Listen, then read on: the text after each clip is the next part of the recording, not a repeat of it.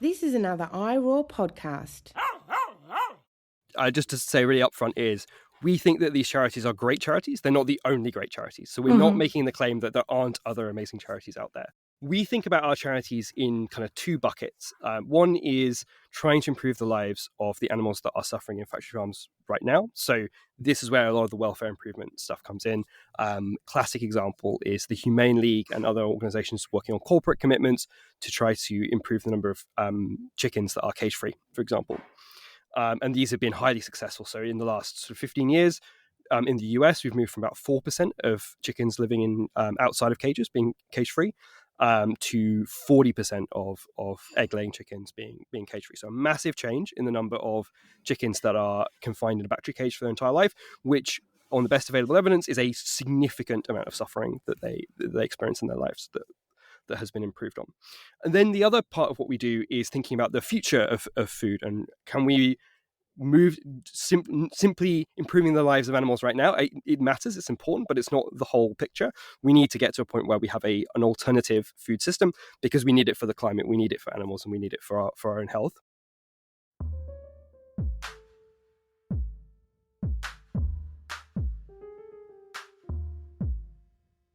Welcome back to the Animal Turn podcast. Today, I'm pleased to be speaking to Thom Norman. Thom is the co-founder of FarmKind, a non-profit that aims to make money and get money to charities and organizations that are offering solutions and alternatives to factory farming. Thom and I had an interesting conversation about FarmKind and about effective altruism. Effective altruism is a concept, or maybe it should better be called a movement, that I've heard bandied about a fair deal, but in all honesty, I'm not really sure I understood or got what the term was about. So I thought, who better to talk to than someone who's working in that space?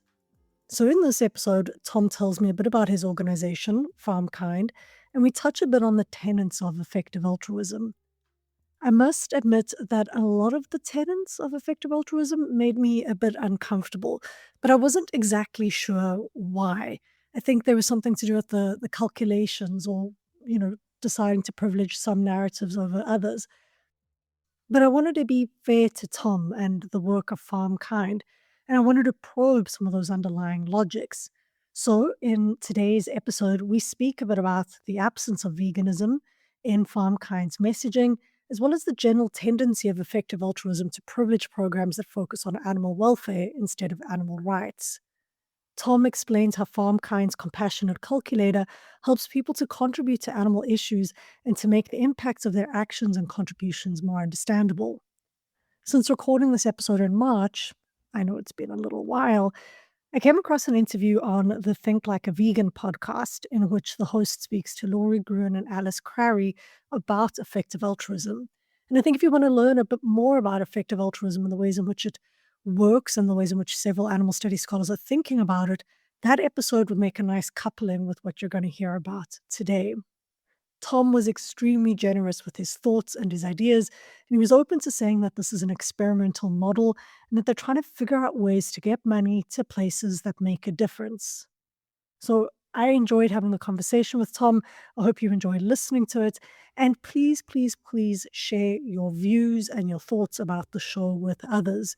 You can rate and review the episode on Spotify, Podchaser, Apple Podcasts, or anywhere you listen, really. I'd love to hear your thoughts on this episode and other contents that we've made here on The Animal Turn. As always, a huge thank you to Animals in Philosophy, Politics, Law and Ethics, A.P.P.L.E, a research group at Queen's University, kind of my little home group when I was studying there, for sponsoring this podcast. Thom, welcome to the Animal Turn podcast. It's great to have you on the show. We touched base a couple of months ago when Jamie sent me an email saying you had been on his show, which is the Sentientism podcast, which he's done a remarkable job with.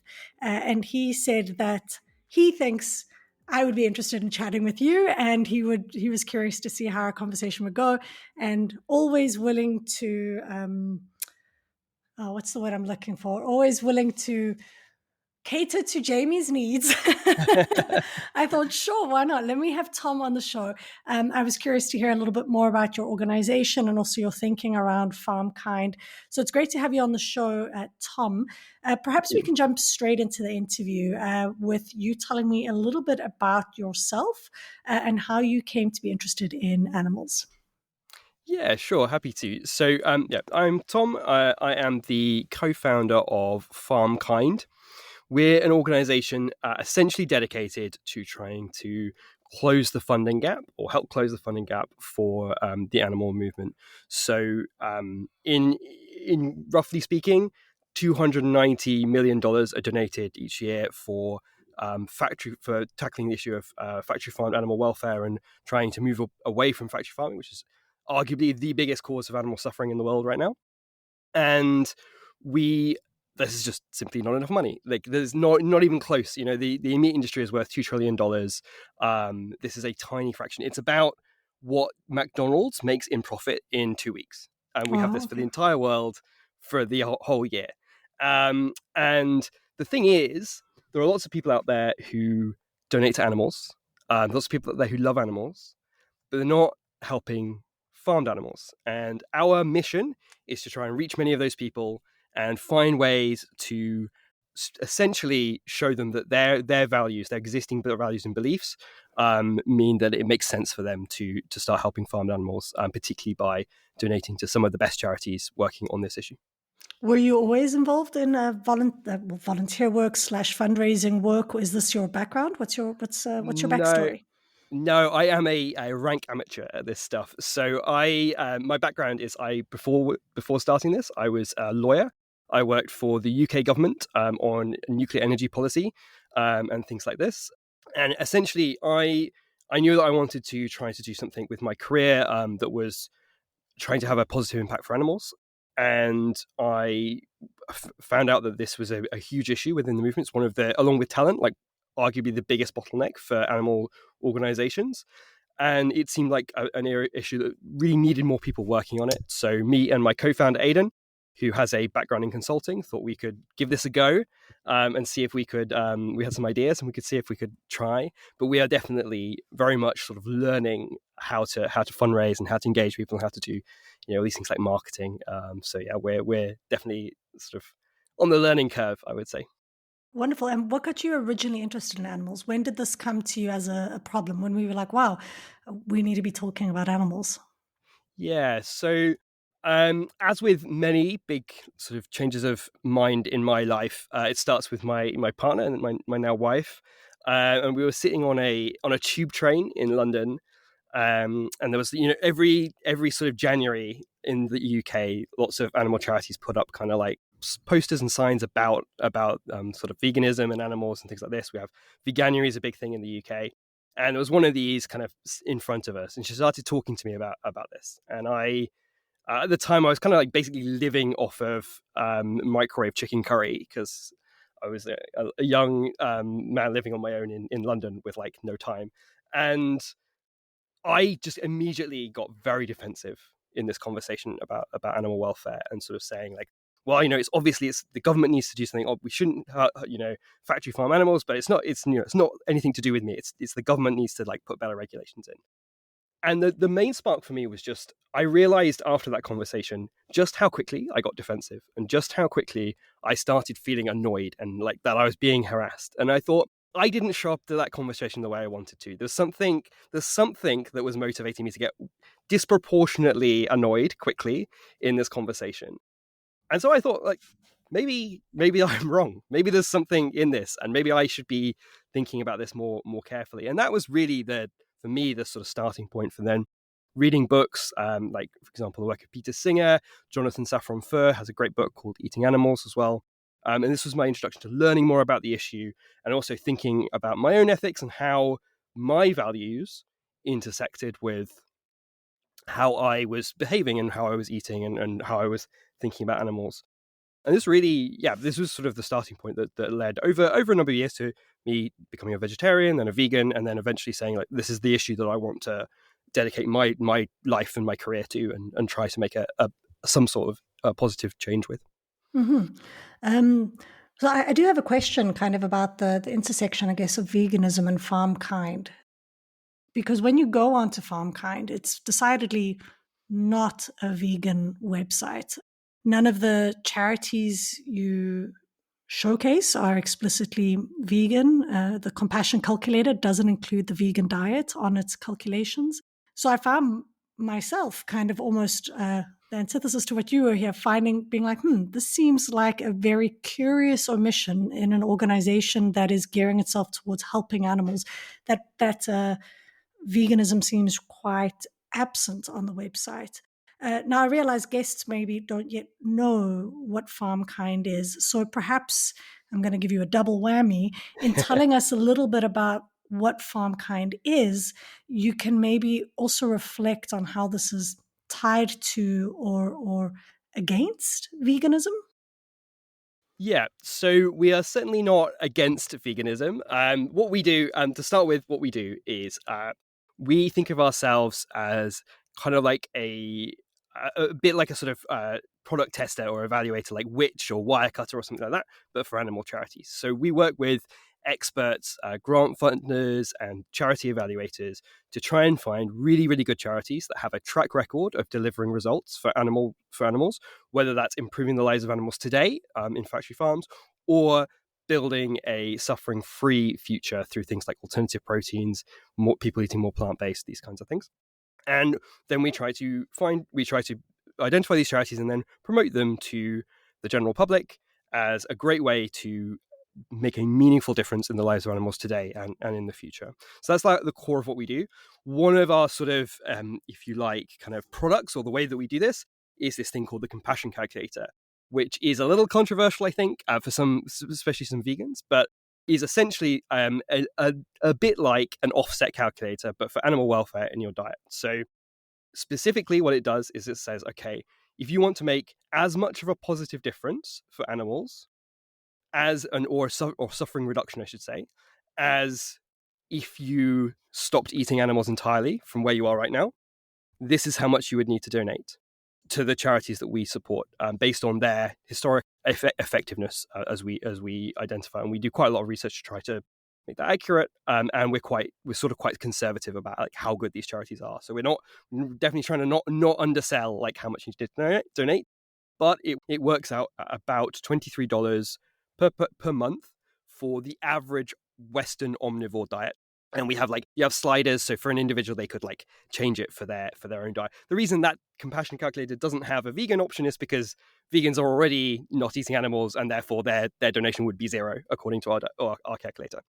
Although we do have a version for vegans to like offset their family members, and like we have people who've donated. We had a lady actually who donated over Christmas. She got into an argument with her family about animals, and so to sort of as a little kind of petty protest, she donated all the money that they gave her for Christmas to sort of offset their diets and their animal consumption, which I thought was quite lovely. But yeah, I guess, so why are we not promoting veganism on our site? Why are we not telling people that they should go vegan? The reason is pretty simple. So to take the US as an example, about 5% of people in the US are vegetarian or vegan. And that number has been like quite static for quite a number of years. On the contrary, about 14% of people in the US donate to some kind of animal charity. Many people in the US donate to charities. So we think that there is evidence that this kind of go vegan message, the typical message of the animal movement, has cut through with a group of people. And like when you look at studies on like how easy is it to persuade people to change their diet based on different interventions, it's clear that it works for some people, but it's also clear that it's not working for a lot of other people. But other things we can ask people to do might be able to reach other groups of people, and donating seems to be one of those. We know that more people do it than are prepared to go vegan. And indeed, there was some really interesting analysis recently from animal charity evaluators looking at barriers to giving, and in their top 5 reasons that people gave, actually worrying that they were going to be asked to go vegan or were going to be told to sort of become an animal activist was one of the key reasons that people cited as a sort of barrier to giving. So we think that by separating your diet from, do I care about animals, do I think that they should be treated better, and do I want to help to make that happen, we can open the movement up to more people who otherwise feel left out. They feel like it's not for them. And fundamentally, and this is the key thing for us and where all our thinking comes from, we think that means that there is less animal suffering ultimately. And for us, what's more important than any particular sort of point of principle is trying to make the lives of animals better and trying to get towards the end of factory farming and animal agriculture faster. And so we think we're very much open to being told that we're wrong about this. We're not wedded to any particular thing other than trying to make animals' lives better. But we think that this is a promising approach for doing that. And that's the reason that we don't, that we explicitly say on our website, this is for you regardless of your diet. You can be vegan and support these charities. You can be non-vegetarian. You can be an omnivore, and you can still make a difference by donating.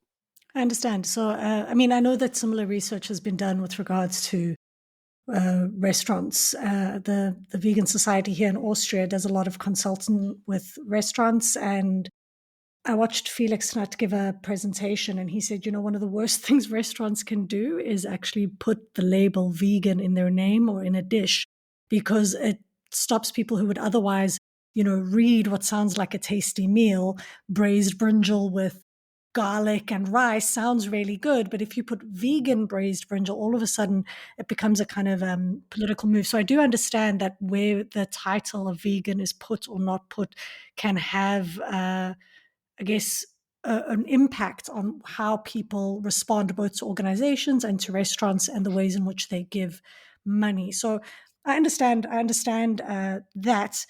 And you did say kind of animal organizations a lot in your discussion there. I just want to be clear. So when you're focusing and saying animal organizations, you're explicitly focused on organizations that have this kind of intersection of animals and food. You're not thinking here about conservation or and when you said 14% of Americans give towards animal charities, is that towards animal charities that are at this intersection of animals and food?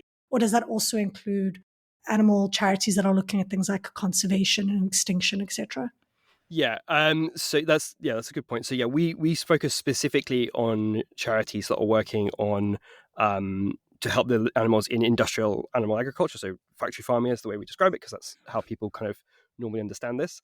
And that 14% is animal donations generally. So the majority of animal donations go to companion animal charities. So your shelters and things like this. That's about 97% of donations to animal organizations. A little bit goes to animals in laboratory testing, so trying to end lab testing for animals and things like this. And then around about 3% of donations to animal charities go to factory farmed animals. Mm-hmm. That 14% doesn't include kind of conservation or environmental work, which is like I guess is another group, but yes, does help animals as well. So it's not really 2 weeks worth of McDonald's profits that goes towards helping animals in animal industrial, probably like a day or two of McDonald's profits that go towards helping across the world. And I think kind of focusing on donations and this kind of act of giving to organizations, I'm relatively new to the idea of effective altruism, but this does sound a lot to me like effective altruism. So maybe you could explain a little bit about what effective altruism is and how this is connected in that way. Yeah, sure. Happy to. So yeah, we definitely see our approach as certainly inspired by effective altruism and along sort of aligned with many of those ideas. Very basically, the idea of effective altruism comes down to trying to think quantitatively about how much about the good that we're doing and trying to find ways to maximize either the amount of suffering that we're reducing or the amount of, I guess, positive affect that we're producing through our intervention. So in the space of animal welfare, effective altruists are very focused on suffering reduction and looking for data to indicate, okay, what kinds of interventions, so what charities, what programs are, as best as we can understand from the available data, giving us the most suffering reduction per dollar that we invest or per amount of a given resource. And so a lot of effective altruists focus in kind of two areas in the animal space. One is on industrial animal agriculture, and the other is actually on wild animal suffering and things. This is a much more sort of exploratory area, but thinking about are there interventions we can do to reduce the suffering of wild animals? Like, are there ways that without being very disruptive to the environment, could we reduce the suffering? Because it seems like there's a huge amount of suffering of wild animals.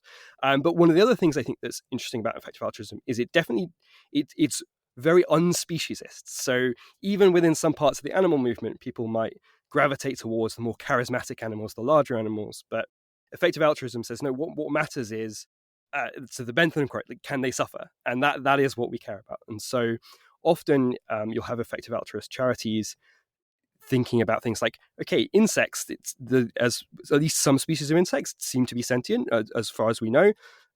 Insect farming is a potentially massive source of suffering. So can we do something to prevent that? Or one of the charities that we've identified as a key charity is the Shrimp Welfare Project, which works to try to improve the lives of prawn shrimps, which are the most farmed animal outside of insects in the world, and specifically works to try to improve the ways in which they're slaughtered, because currently there is almost no concern about their welfare at that point in time. And so it's an approach that simply looks, I guess I would say, how much suffering can we reduce or prevent for the resources that we have, and very focused on that as the key thing to think about when it comes to how we try to help animals.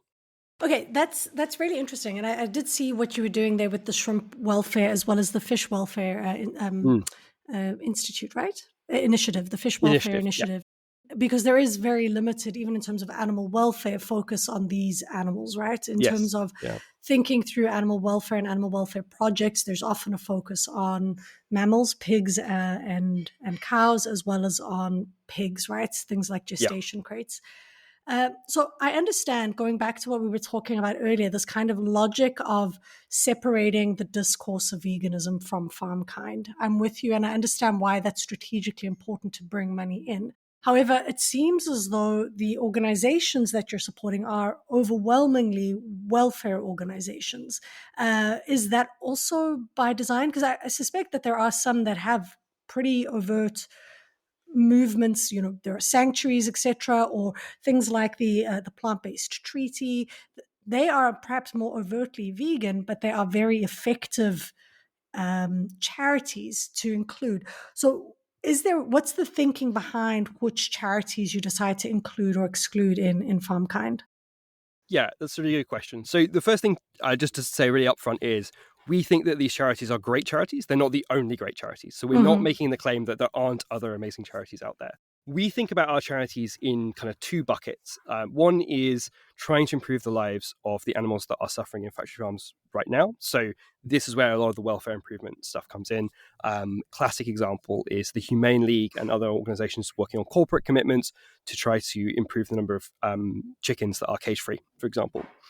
And these have been highly successful. So in the last sort of 15 years, in the US, we've moved from about 4% of chickens living in outside of cages being cage-free to 40% of egg-laying chickens being cage-free. So a massive change in the number of chickens that are confined in a battery cage for their entire life, which, on the best available evidence, is a significant amount of suffering that they experience in their lives that has been improved on.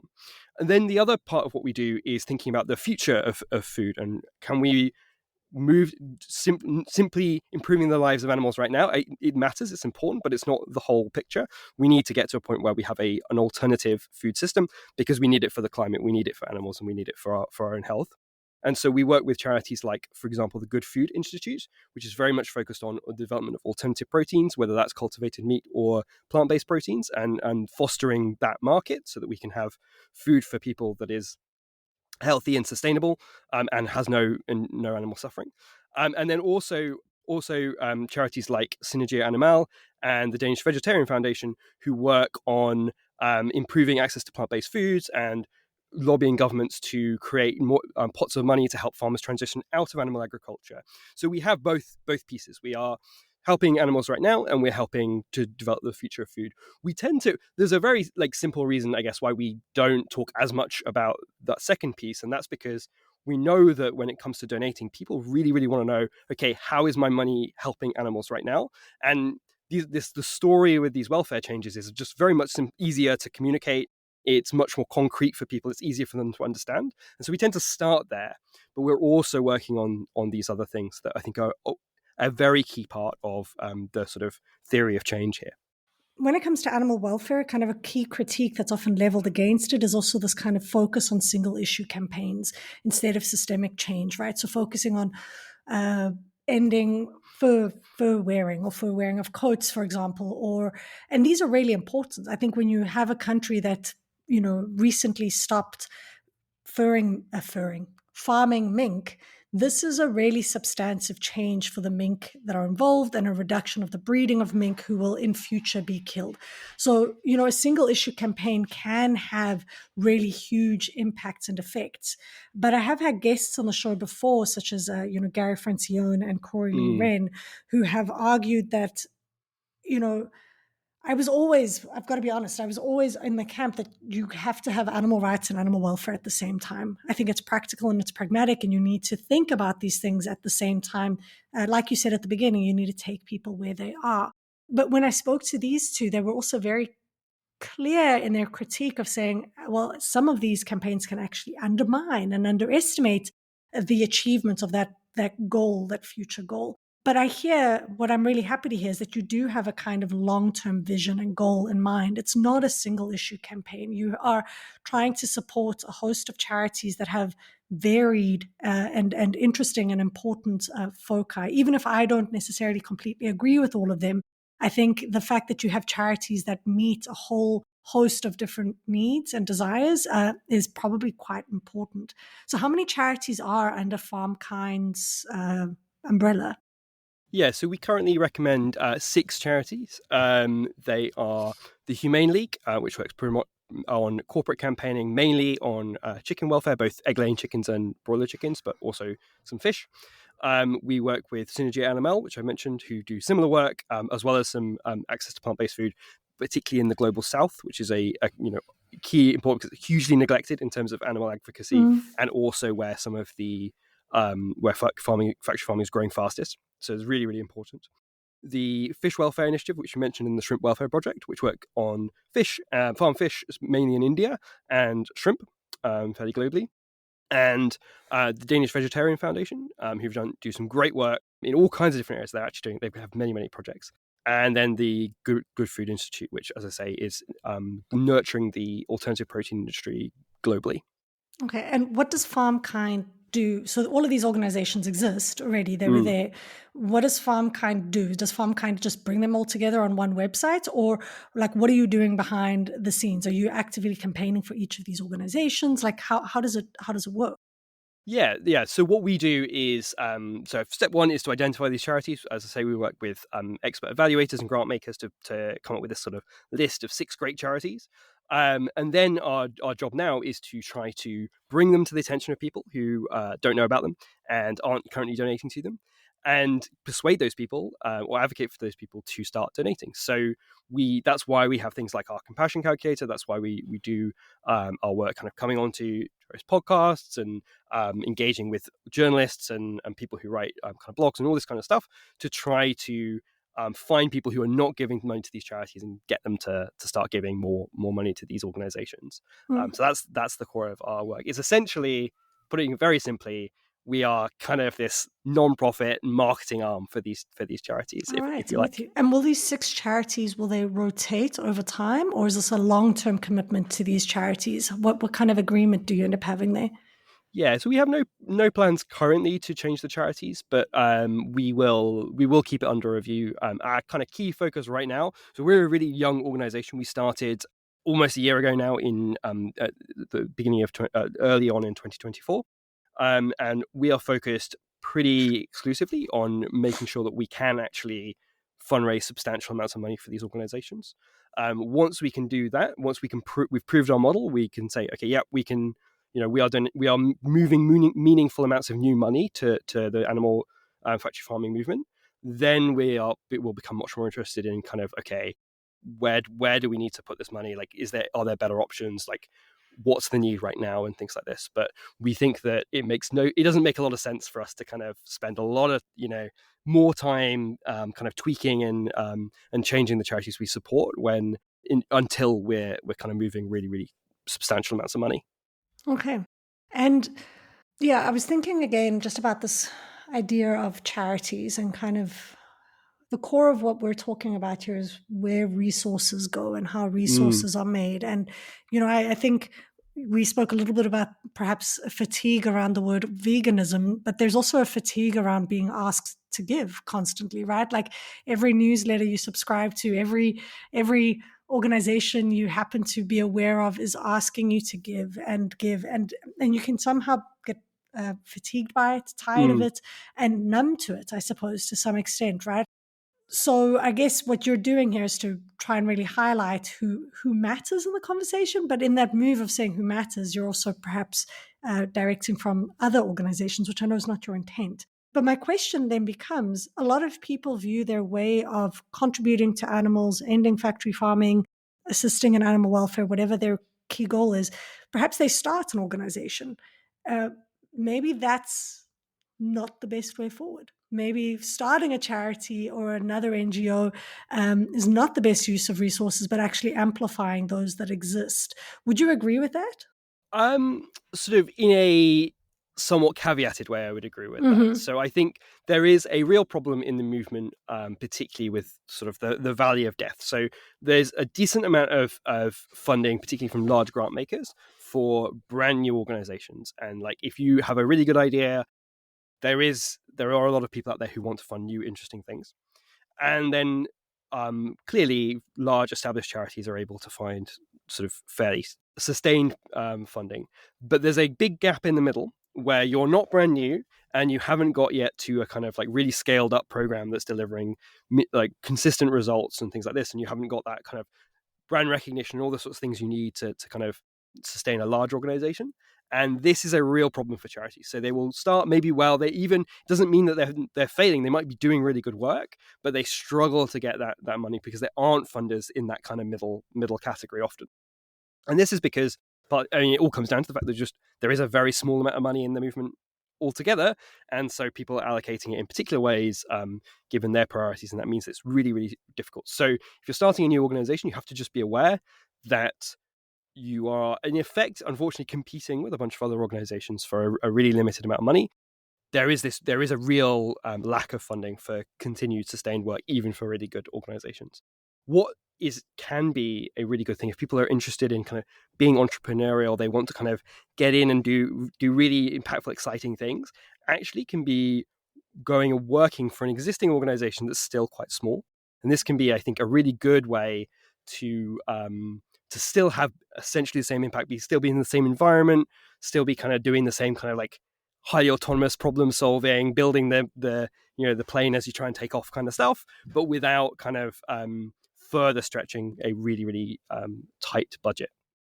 Do you think that there's going to be more money coming towards animal agriculture as an issue in the near future? Because it seems to me that there are a number of relatively new advocacy groups that do have a kind of overt focus to end factory farming in some shape or form, that have grown relatively quickly and have gained quite a bit of prominence.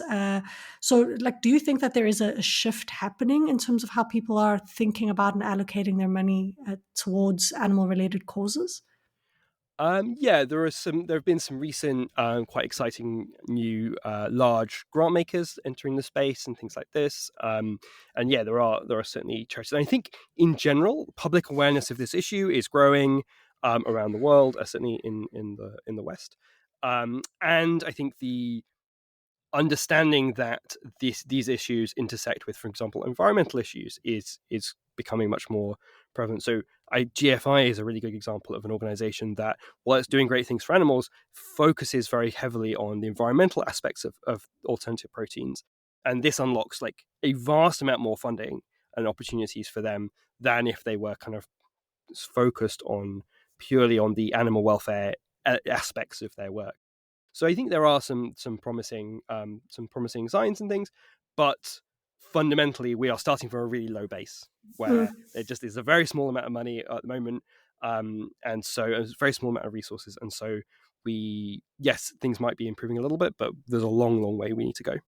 So in terms of kind of revenue models, it seems as though a lot of the money is coming either from grants or organizations that have made grants available, or this kind of canvassing of individuals who give to related charities. What work is being done to kind of change government models of giving and subsidizing? Because it seems to me that when we're talking about food systems, we have to also be talking about government subsidies that are making Mm. it inherently cheap to produce factory farmed meat, whereas those same kind of subsidies are perhaps not being applied to plant-based agriculture or amplified in that way. So yeah, I think again the focus on alternative proteins is slowly starting to change this. You're seeing, for example, quite a bit of investments in pea protein now as Mm. alternative meats rise, and perhaps that's an avenue for future subsidies. But yeah, I'm just curious what kind of movement is happening with regards to bringing funding towards these models through government. Yeah. Yeah. So I think this is a really important aspect. So I was reading some research on Faunalytics, which is a great website for data on the animal movement, that if you account for all the subsidies that goes to the meat industry, in terms of both like direct and indirect subsidies, you would increase the cost of meat by about 170%. So there's a massive price reduction for these products compared to, say, the plant alternatives. There is some great work being done. DVF, one of the charities that we recommend, they've done some amazing work opening up large pots of money to help farmers to transition out of animal farming and into more environmentally sustainable plant farming. So there's some great work being done. I think, though, there is obviously also, the political arena is not a kind of neutral playing field. The meat lobby is hugely powerful. Big agricultural lobbies in general are extremely powerful. They're one of the largest lobbies, for example, in America. And they are actively pushing policies that kind of go in the other direction. So things like these crazy preemptive bans on alternative proteins that you're seeing in some US states and in Italy, for example, ag laws, and also just entrenching their existing subsidies, which, I mean, the vast majority of these subsidies go to the very largest companies. So all these problems make it more difficult. And as we've seen in the UK recently, farming and farmers, from a relative to their size in the economy, have a massive outsized political power. And so trying to kind of move money away from farmers or things like this is a very politically toxic, difficult thing to do.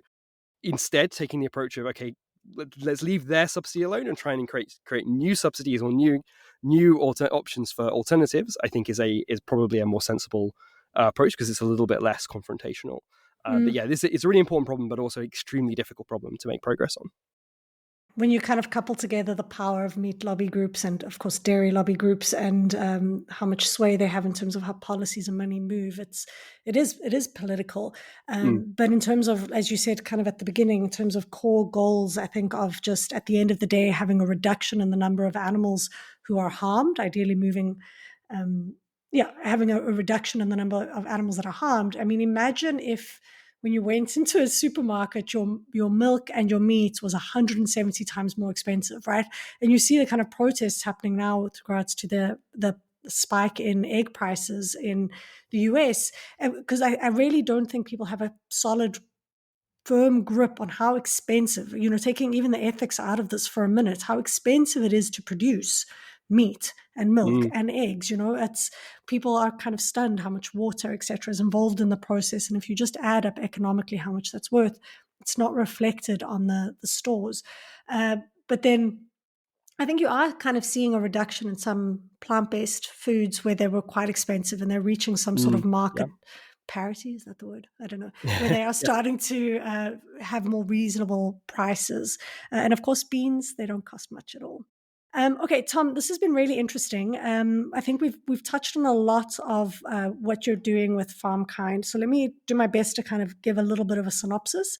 So FarmKind is an organization that focuses on amplifying six organizations that are focused on animal agriculture. And this includes organizations that look at things like animal welfare, but also have a vision for a future that is perhaps not contingent on animals as food products. And this is kind of a form of effective altruism where you're trying to push money and large amounts of money to specific organizations that can have a big impact, or as you call it, a meaningful impact. And ideally, you want to meet people where they are, and there is perhaps a strategic separation here of the vegan movement and FarmKind to try and just funnel some money strategically here. Does that about sum up? Did I miss anything? Yeah, that's great. When you say meaningful change, last question before we go to your quote, what do you mean by meaningful? Sorry, in what context did I use that word?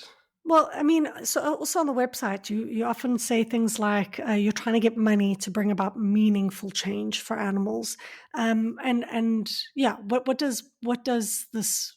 I see. Yeah.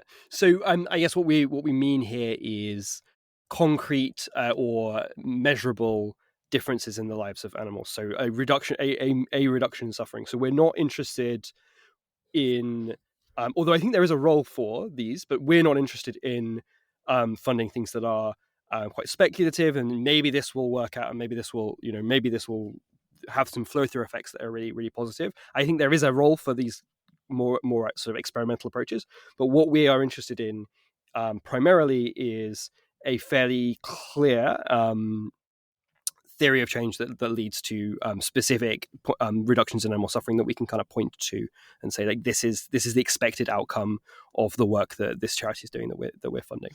Okay. And this comes down to, again, like the number one reason that people worry about their animal donations is they worry about like whether it will actually help animals. And so what we're trying to do is say, okay, these are examples of charities that we can be pretty confident will help animals. They've been reviewed by experts. People have thought very carefully about this, and we can see some quite transparent numbers about like how we think these charities will help. That's not to say, I just to underline, that's not to say that I don't think that there is a role for more experimental approaches and things like this, because I think there is. Could you give me an example of some of those changes? The changes that our charities deliver. Yes, so I think the obvious example that I've mentioned before is this massive move in number of cage-free egg-laying hens. Another example would be the introduction of stunning equipment for shrimp. So prior to the work of the Shrimp Welfare Project, it was very, very uncommon for people to use electric stunners when slaughtering shrimp, and this meant that essentially they were being asphyxiated, and that was the main way of death. So stunning them before that, this is a reduction in suffering at the end of their lives. Another example would be Synergia, that is helping to, and it has helped over 5 million pigs with things like reduction in number of pigs being put in gestation crates and sow stalls, and some of the procedures that are done to baby pigs without anesthetics. So things like the removal of some of their teeth and things like this that are typically done without anesthetic. So these are all causes of animal suffering that our charities have helped to reduce through their work. All right. Okay. Well, thank you so much, Thom, for your time today. And why don't you tell us your quote? Yeah, okay. So I have chosen a quote from Rutger Bregman's new book, which is called Moral Ambition, which is a really, really good book. I would strongly recommend it to people. And so he is talking about essentially about pragmatism when it comes to trying to make positive change. And he says, focus too much on intentions and you can lose sight of something else. The right thing often happens for the wrong reasons. And clever activists make use of that fact. Take the young abolitionist Thomas Clarkson, who never would have been able to start the movement against the slave trade if he'd focused solely on the suffering of the enslaved. For most Britons in the 18th century, that seemed a remote concern, far removed from their daily lives. Clarkson knew he needed other arguments against the slave trade, so he turned his attention to the fate of British sailors on slave ships. And that's the quote. Yeah, I think it's that one. I think is a particularly challenging, and it's a quote that idea of advocating for slaves by advocating for slavers. There's an ick factor to that. I immediately don't like it, right? And it's very challenging to me. And I think many of the approaches that I think we need to explore in the animal movement immediately, emotionally, I find very distasteful, frankly. But my belief is that my work and in the animal movement, and as much as it has an impact, is not about me and is not about how I feel, but is about trying to make life better for the animals. And so I think we need to I certainly feel I need to challenge myself to be prepared to consider approaches that I might feel uncomfortable about if they are going to be effective. And so that's why I chose that quote. Mm. Yeah, because I have to admit, so I'm happy you brought up kind of personal ick factors, because yeah, I'm struggling myself a little bit with this, the kind of contention of which organizations to support and how to support them. When I was on one of your pages, you said, what did you say? Hate factory farming but love steak. And then you had a quote on the page that said, I always felt that changing my diet because of factory farming was overwhelming, but donating to FarmKind lets me help animals in a way that fits within my lifestyle. And this kind of fits, I think, to your model of, carbon offsetting, which is an effective model. When you airlines are doing a good job of kind of gathering money through offsetting, but I've always sat a bit uncomfortably with this kind of economic model of, okay, so I'm doing this bad thing and I can just pay someone to offset the bad thing I'm doing, whether that's, jetting around the world or eating a steak. But as long as I'm paying someone else, then I'm kind of, I get to just like throw off the responsibility a little bit and feel good about myself, without necessarily making the hard, substantive changes, whether that's a reduction in your own diet or whatever it is, not flying to a conference. That requires hard work and inconvenience. But as long as I can pay someone to offset the things I want, doesn't this just feed into like a broader, and maybe this is against your pragmatism, but I have to admit, I've got this kind of weird ick feeling of just paying our way out of our problems. Is that gonna end things?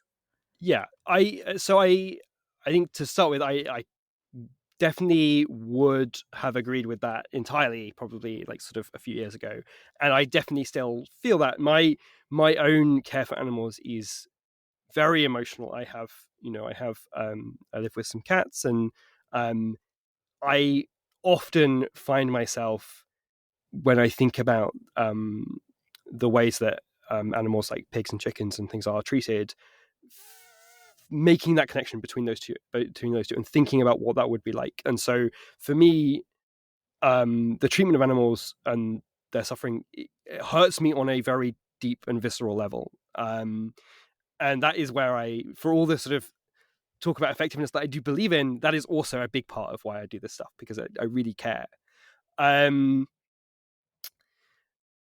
I think that ultimately what really matters is not, and I think what matters to the animals is not whether people feel bad or whether people feel good. It's like, how much are they suffering? And that's, I think we have to sort of start there and think. And so the people that our calculator and our work is for are primarily for people who right now at least are not going to change it. It's not like, oh, they'll change their diet or they'll pay. They are not going to change their diet. And we have like this pretty good empirical research that suggests there's a lot of people in this bucket, right?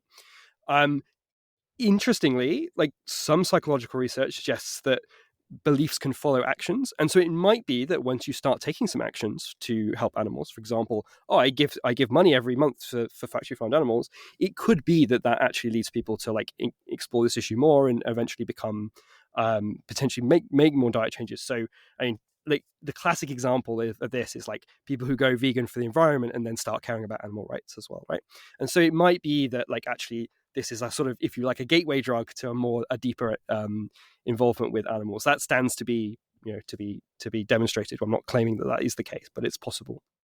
But I think, yeah, I guess fundamentally this is the thing. It's like, okay, would I rather that this person did nothing, or would I rather that they did something? And that sort of is the place. But in the broader thing, like you mentioned, sort of systemic change and things earlier as well. Like, yes, this stuff is important, but when we're actually trying to make change on the ground, sometimes we have to make some compromises. Sometimes we have to segment issues off because we can't deal with everything all at once at the same time. And so we have to kind of make these sometimes a little bit arbitrary kind of segments of a problem in order to work on a thing that we can actually make some progress on. And that all adds up over time and over all the people working on different problems to a much greater amount of change. Yeah, it's definitely a challenging space. And I remember hearing, gosh, I wish I remembered his name right now. I remember hearing someone on a podcast talking, he was creating alternatives to meat, but he also recognized, so it was in essence, that like chicken nuggets at McDonald's or fast food places, most people have no idea what they're eating. It's just kind of like yummy-ish deep fried stuff. And his whole goal was to just pretty much make 50% of what that stuff was vegetables, because as soon as that stuff was, instead of 100% meat, it became 50% vegetables. I've always found like half and half burgers distasteful. I'm like, why would you do that? But then if you've got someone who would be eating 100% beef, now eating 50% of what they would have eaten at a meal, it can make a kind of, as you say, a quantifiable change over time. So I'm very curious and keen to see where things go with FarmKind. I know it's a new organization. Thank you for indulging my questions. Before you go, perhaps you could tell us a little bit more about what you're working on now. I'm guessing you're going to keep working with FarmKind. Is there anything else the listeners should be aware of? And if they want to learn more, where do they go? Yeah, well, thank you. Yeah, this has been a great conversation. So our work at FarmKind is farmkind.giving. That's our website. So www.farmkind.giving. There you can find out all about the charities that we recommend and the work that we do. We have a newsletter and we have all the social media and stuff like this. But yeah, my plans are all focused on trying to make FarmKind a success and trying to raise more money to help more animals and help the movement to do more for the animals that are suffering in factory farms right now. Wonderful. Well, thank you so much for your time today. Thank you. Thank you to Thom for being on the show and for sharing all of his thoughts and ideas. Thank you to Jeremy John for the logo and Gordon Clark for the bed music. And as always, thank you to Animals in Philosophy, Politics, Law and Ethics, A.P.P.L.E, for sponsoring the show. This episode was hosted, edited, and produced by myself. This is The Animal Turn with me, Claudia Hurtenfelder.